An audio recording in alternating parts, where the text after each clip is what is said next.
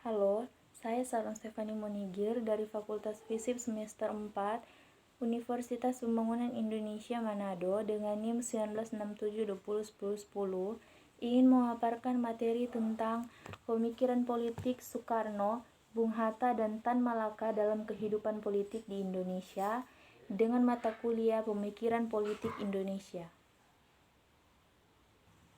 Kita masuk pada pembahasan. Kehidupan dan dinamika politik di Indonesia saat ini banyak dipengaruhi oleh pemikiran-pemikiran politik para tokoh, negarawan atau para elit-elit politik tanah air pada awal kemerdekaan. Pemikiran-pemikiran politik tersebut menjadi salah satu aspek yang mewarnai aktivitas kehidupan masyarakat dalam konteks berbangsa dan bernegara.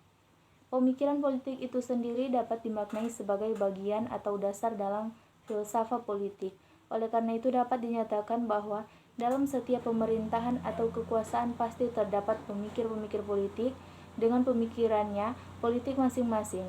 Hal tersebut akan mewarnai kehidupan masyarakat Indonesia dalam kehidupan politik di tanah air. Menurut Veit dalam Alfian, dijelaskan bahwa ada 5 aliran yang menjadi sumber atau mewarnai pemikiran-pemikiran politik Indonesia, yaitu yang pertama tradisi Jawa, yang kedua Islam, yang ketiga nasionalisme radikal, yang keempat komunisme, dan yang kelima sosial demokrasi. Kita masuk pada pemikiran politik Soekarno. Pemikiran politik Soekarno yang paling berpengaruh dalam kehidupan politik di Indonesia adalah munculnya konsep pemikiran politik tentang Nasakom, Nasasos, dan gotong royong. Nasakom atau nasionalisme, agama, dan komunisme adalah konsep politik yang dicetuskan oleh Soekarno dan merupakan ciri khas dari demokrasi terpimpin. Hal ini dimaksudkan untuk memenuhi tuntutan 3 faksi utama dalam politik Indonesia, yaitu TNI, kelompok Islam, dan komunis. Nasasos, nasionalisme, agama, dan sosialis adalah konsep pemikir politik Soekarno yang menggantikan konsep Nasakom yang dianggap oleh masyarakat bahwa Soekarno lebih berafiliasi ke Partai Komunis. Untuk menghindari adanya kesan bahwa Soekarno ada di balik komunis, maka ia melahirkan konsep baru yaitu Nasasos. Konsep berikutnya yang dikembangkan oleh Soekarno yaitu konsep gotong royong. Gotong royong menurut Soekarno sering dijadikan kata kunci dalam mensukseskan program-program pembangunan di Indonesia. Gotong royong sudah menjadi ciri khas budaya Indonesia. Konsep ini menurut Soekarno akan menjadi ciri khas kemandirian bangsa. Maju mundurnya bangsa Indonesia tergantung pada bangsa Indonesia itu sendiri, tanpa bergantung pada bantuan asing yang dikenal dengan sebutan berdiri di atas kaki sendiri. Kita masuk pada pemikiran politik Bung Hatta. Dari 2 tokoh proklamator kemerdekaan bangsa ini, yaitu Soekarno dan Hatta, memiliki ciri masing-masing dalam pemikiran dan gagasannya mengenai suatu bangsa yang merdeka.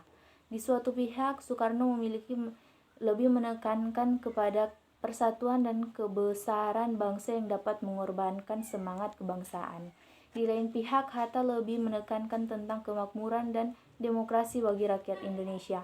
Pemikiran dari 2 tokoh tersebut walaupun ada yang berbeda tetapi ada kesamaan. Perbedaan yang terdapat dari keduanya akan saling melengkapi. Yang paling terkenal dari konsep pemikiran politik Bung Hatta adalah pemikiran politik kebangsaan yang menjelaskan pandangannya bahwa kemakmuran dan demokrasi merupakan aspek yang mutlak harus dicapai oleh bangsa Indonesia. Kedepan Indonesia bangsa harus menjadi bangsa yang bersatu dan tidak berpisah-pisah, bebas dari penjajahan asing dalam bentuk apapun, baik itu politik dan ideologi. Kita masuk pada pemikiran politik dari Tan Malaka. Tan Malaka seperti yang dijelaskan Alfian adalah termasuk salah seorang cendekiawan Minangkabau yang menerima visi atau idealisasi adat dan filsafat hidup masyarakat Minangkabau. Sikap, tingkah laku politik serta jalan pemikirannya sangat diwarnai oleh konsep rantau. Rantau yang dimaksud di sini adalah dalam falsafah Minangkabau, yaitu membuka mata warganya untuk mengenal dunia luar yang luas di mana mereka akan menemui hal-hal baru yang nanti akan dibawanya pulang ke kampung halaman. Cara berpikir yang dikembangkan Tan Malaka sesuai dengan visi rantau. Tesis, antitesis, sintesis. Tan Malaka adalah antitesis yang berkonflik dengan tesis atau alam sebagai referensi asal. Dari situ lahirnya sintesis, hasil pemikiran atau idealisme baru yang mendorong setiap manusia untuk mengadakan perubahan perbaikan nasibnya. Selanjutnya, Tan Malaka juga mengembangkan cara berpikir secara luas dalam bukunya Madilog atau Materialisme, Dialektika, dan Logika. Madilog ini sebagaimana dijelaskan Malaka mengajak untuk mempergunakan pikiran atau rasional sebab menggunakan dan cara berpikir yang begitu adalah tingkatan tertinggi dalam peradaban manusia dan tingkatan pertama buat masa depan. Pada intinya, Madilog adalah cara berpikir atau baru yang dapat dipakai untuk memerangi cara berpikir lama yang sangat dipengaruhi oleh dunia mistik atau takyul yang menyebabkan orang menyerah kepada alam. Secara singkat, Tan Malaka ini menjelaskan bahwa negara sosialis terbentuk karena adanya pertentangan kelas. Jadi dari materi yang saya jelaskan disimpulkan, dinamika politik Indonesia saat ini sangat diwarnai dengan berbagai fenomena yang sangat menarik untuk dicermati. Dalam implementasi kehidupan saat ini terrefleksikan konsep-konsep pemikiran tokoh politik lama. Hal ini ditandai dengan adanya pemikiran-pemikiran politik yang digagas oleh tokoh politik lama yang masih relevan diaktualisasikan dalam kehidupan politik di Indonesia saat ini.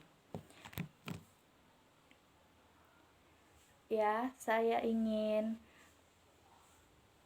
mengajak teman-teman untuk bergabung bersama kami di Universitas Pembangunan Indonesia Manado.